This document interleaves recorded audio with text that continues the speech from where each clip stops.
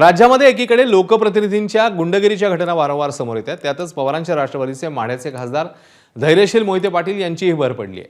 त्यांचं एक व्हायरल झालेली ऑडिओ क्लिप सध्या समोर येते. माळशिरसमधील उपअभियंत्याला धैर्यशील मोहिते पाटील शिवीगाळ करतायत आणि धमकावत असल्याची ही ऑडिओ क्लिप आहे.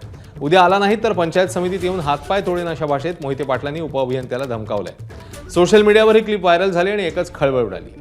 एबीपी माझा मात्र या ऑडिओची पुष्टी करत नाहीये.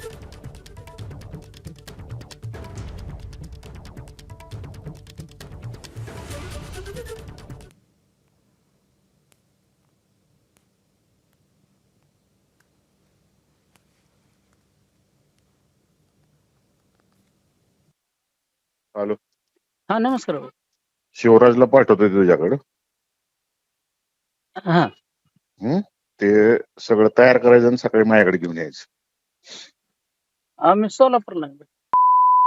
घेऊन यायचं, समजलं ना? उद्या सकाळी, नाही तर तिथे येऊन हातपाय तोडीन पंचायत समितीत. समजलं का? हे ऐकू येतंय का तुला?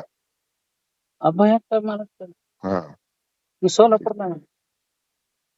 उद्या सकाळी सांगायला लागलोय मी तुला. नाही आला तर याद राख, तुला दाखवतो.